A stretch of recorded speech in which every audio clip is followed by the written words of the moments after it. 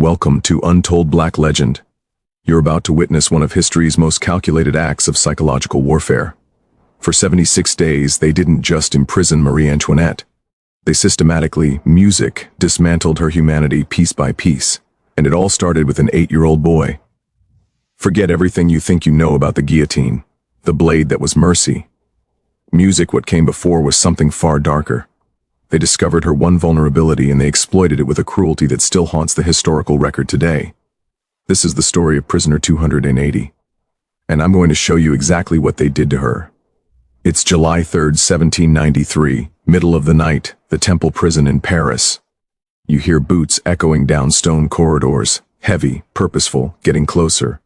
Marie Antoinette is sleeping beside her 8-year-old son, Louis Charles. Her hand rests on his chest. She hasn't let him out of her sight since they executed his father 6 months ago. The door explodes open. 6 guards flood the room holding a document, an order. They've come for the boy. What happens next will echo through those prison walls for an entire hour. A former queen transforms into something primal. A mother fighting for her child with every ounce of strength she has left. She throws her body against the door. She screams until her voice breaks. She begs them to take her instead. But here's what makes this moment so much worse. This isn't random violence, this isn't chaos, this is calculated. Because the revolutionaries have realized something crucial. They can't break Marie Antoinette with torture, starvation, or humiliation. But they can break her with her own love. And they're about to use her son to destroy her in ways that will make the guillotine feel like an afterthought. Stay with me, because what I'm about to reveal gets so much darker than you can imagine. Before we confront the horrors ahead, you need to understand who Marie Antoinette actually was. Because the woman they tortured in 1793 was nothing like the caricature the revolutionaries created. She was born Maria Antonia in Vienna 1755, an Austrian archduchess and the youngest daughter of Empress Maria Theresa. At 14 years old, she was married off to the future King Louis V 16th of France. This wasn't love, this was geopolitics. Austria and France needed an alliance, and she was the price. The French court despised her from day one. She was Austrian, which meant she was the enemy. She was young, awkward, and didn't understand French customs. The courtiers mocked her accent, her clothing, her every move. Even her own husband ignored her for years. Their marriage wasn't consummated until 7 years in, a humiliation that became public gossip across Europe. So, she did what any isolated young woman might do. She escaped into pleasure. Elaborate hairstyles, expensive gowns, parties at her private retreat, the petit musique triano. The French people, starving and desperate, saw these extravagances and branded her Madame Deficit. Did she actually say let them eat cake when told the people had no bread? No, that's propaganda. But it didn't matter. The damage was done. By the time the revolution erupted in 1789, Marie Antoinette had become France's most convenient scapegoat. She wasn't a monster. She was a foreigner, a woman, and a queen. 3 things that made her the perfect target. And when the monarchy fell, the revolutionaries needed someone to blame for centuries of royal excess. They chose her. But here's the crucial detail. By 1793, Marie Antoinette wasn't the frivolous party girl anymore. She was a mother of 4 who'd watched her oldest son die of tuberculosis at age 7. She'd seen her husband dragged to the guillotine. She'd spent months locked in the Temple prison with her surviving children, knowing any day could be their last.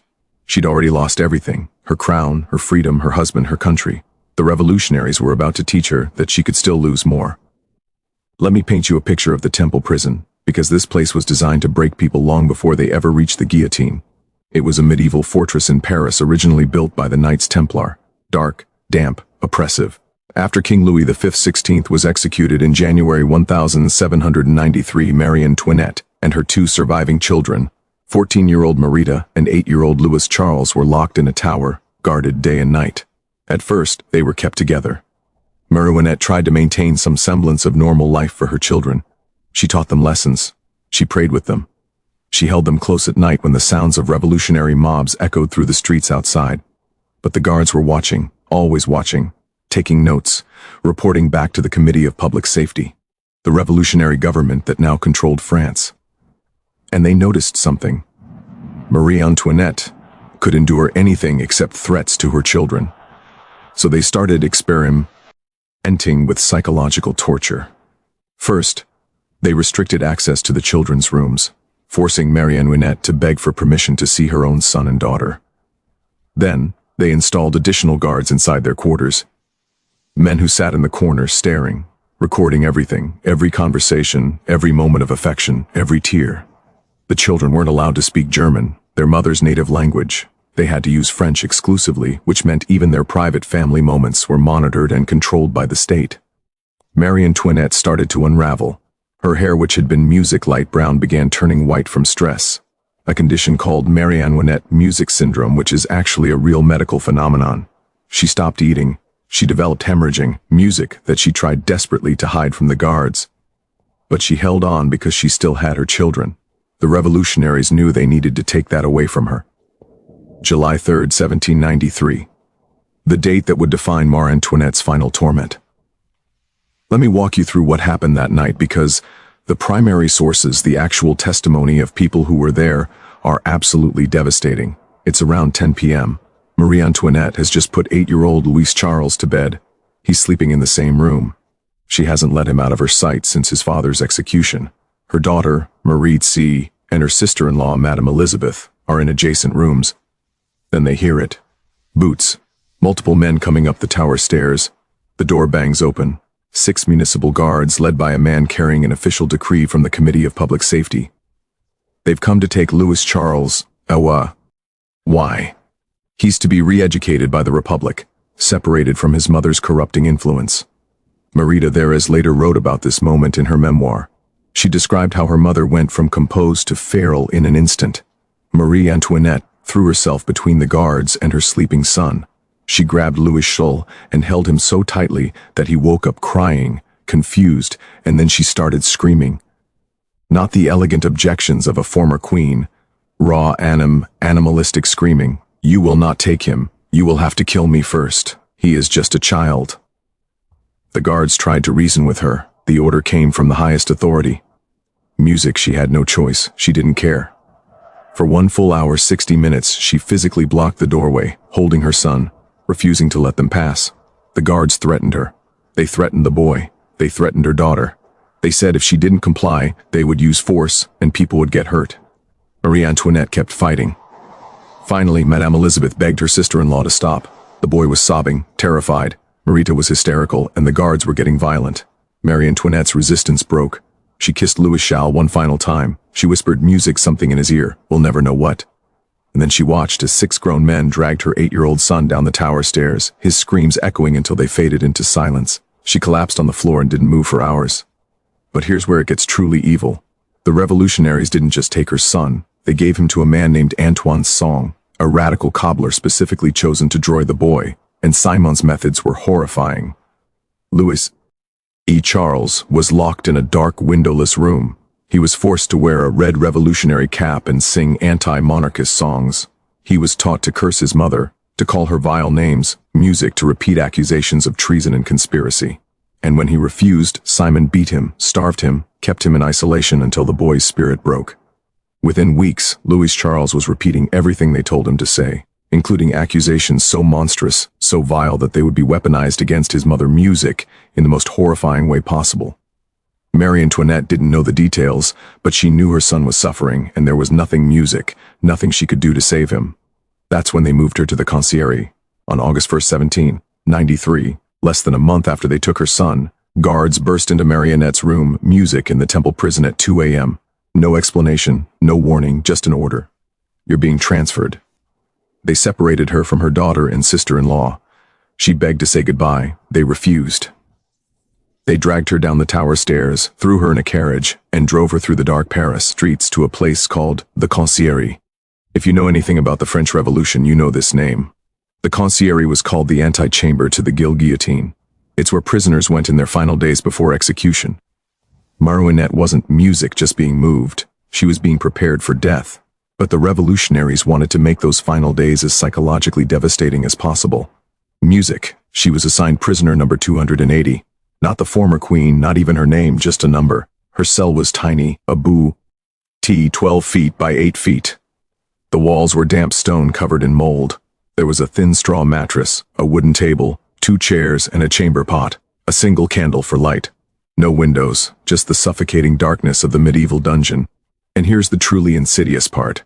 They gave her a privacy screen, music a folding screen so she could change clothes or use the chamber pot in privacy. Sounds humane, right? Wrong. The privacy screen was theater because inside that cell at all times were two armed guards. They sat in the corner and watched her every single moment. When music she ate, when she slept, when she changed her clothes behind that useless screen, when she used the chamber pot, when she prayed, when she cried. Music, constant, unblinking surveillance. This isn't about security. She was a middle-aged woman in failing health, locked in a dungeon.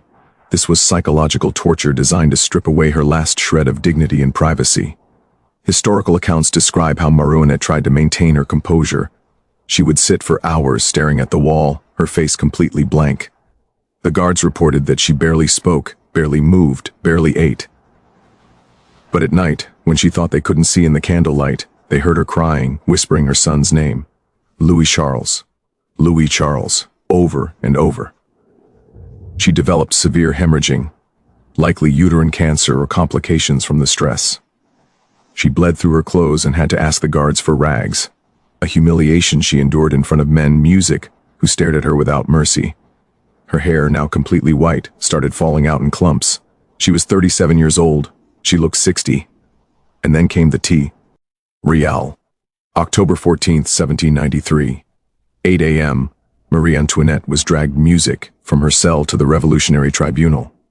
This wasn't a trial, it was a performance. The verdict was already decided, but the revolutionaries needed a show. Something to justify her execution to the public and to history. The courtroom was packed. Music, revolutionary officials, journalists, citizens eager to see the former queen humiliated. The prosecutor, music, a man named Antoine Fouquier-Tinville, prepared to unleash charges of treason, conspiracy, and financial corruption. Marie Antoinette sat in the defendant's chair, pale, gaunt, dressed in widow's black.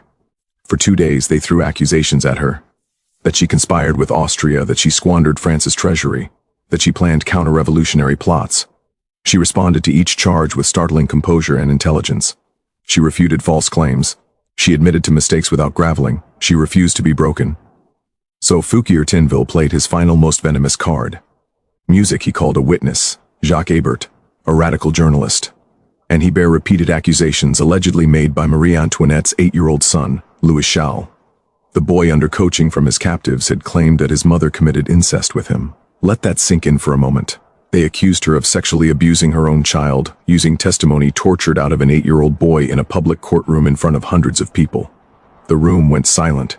Even the bloodthirsty mob seemed stunned by the depravity of the accusation. Marie Antoinette had remained stoic through every insult, every lie, every threat. But this shattered her. She stood up. Her voice, which had been calm, cracked with raw emotion. "I appeal to all the mothers present in this room," she said, her eyes blazing. "Is there among you a single one who would not shudder at such an accusation?" She didn't address the judges. She spoke directly to the women in the crowd, mothers, daughters, sisters. For the first time in the trial, she wasn't defending herself as a queen. She was speaking as a mother whose child had been weaponized against her. "Nature itself refuses to respond to such a charge made against a mother," she continued. "I appeal to all mothers who are listening to me." The courtroom erupted. Some women in the crowd who had come to jeer at her execution were moved to tears. Even some of the revolutionary officials shifted uncomfortably. It was too much, too cruel. But Fouquier-Tinville didn't care. He steamrolled through the rest of the trial. At 4 a.m. on October 16th, after a trial lasting less than 2 days with no real evidence, Marie Antoinette was found guilty of high music, treason, and crimes against the state. The sentence, death by guillotine, execution scheduled for later that same day. She was given a few hours in her cell to prepare for death. Back in her cell, with dawn approaching and death only hours away, Marie Antoinette was finally given a pen, paper, and ink. She didn't write a political manifesto. She didn't curse the revolution. She didn't beg for mercy. She wrote a letter to her sister-in-law, Madame Elizabeth, who was still imprisoned in the temple with Marie Antoinette's daughter. The letter is one of the most heartbreaking documents in history. Let me read you parts of it. "It is to you, sister, that I write for the last time. I have just been condemned, not to a shameful death. That is only for criminals, but to rejoin your brother, innocent like him, I hope to show the same firmness in my last moments. I am calm as one is when one's conscience reproaches one with nothing. I deeply regret having to abandon my poor children. You know that I lived only for them and for you, my good music and tender sister. She went on to forgive her enemies, to ask pardon for any wrong she had committed, and to beg her sister-in-law to care for her children. May my son never forget his father's last words, which I expressly repeat to him. Let him never seek to avenge our death. She poured every ounce of her remaining love onto that page. Her final thoughts as a mother, as a sister, as a human being facing the void. The letter filled 4 pages. She signed it simply.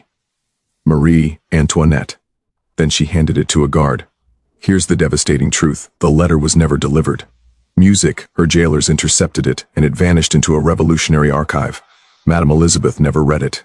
Neither did her daughter. The letter wasn't discovered until decades later, long after everyone Marie Antoinette loved was dead. Her final words to her family died in silence. October 16, 1793, 11 a.m.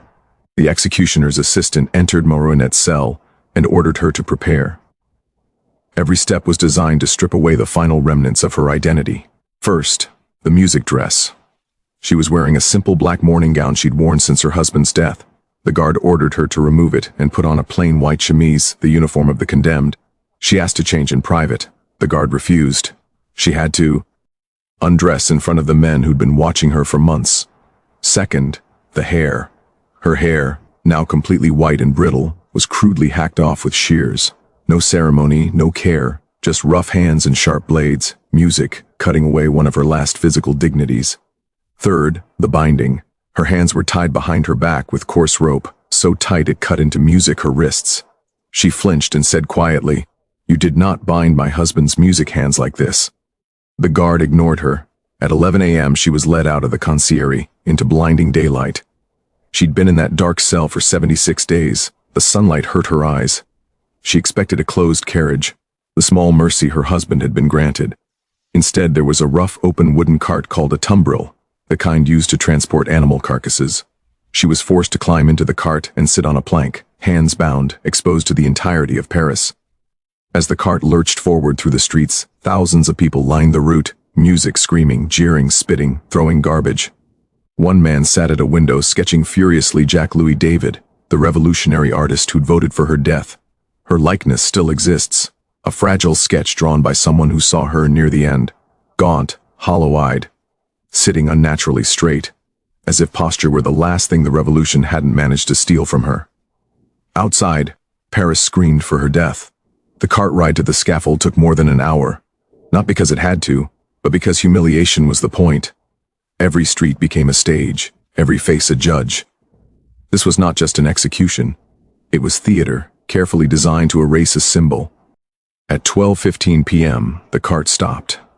The crowd erupted. Marie Antoinette stepped down without help. Her body trembled, her composure did not. No crown, no silk, no family. Just a condemned woman in white, walking toward a machine built to make death efficient and impersonal. And then, something small happened, almost insignificant. She misstepped. Her shoe brushed the executioner's foot.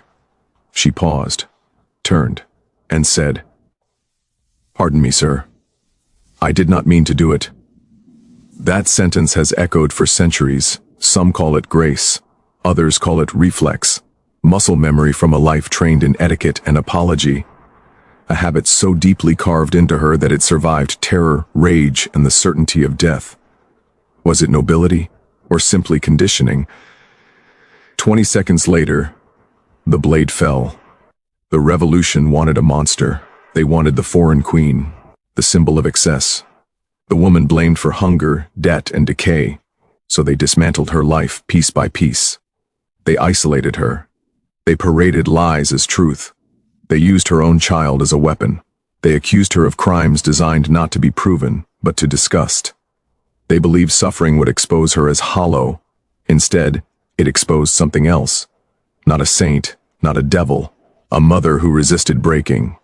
A woman who learned, too late, what power really costs.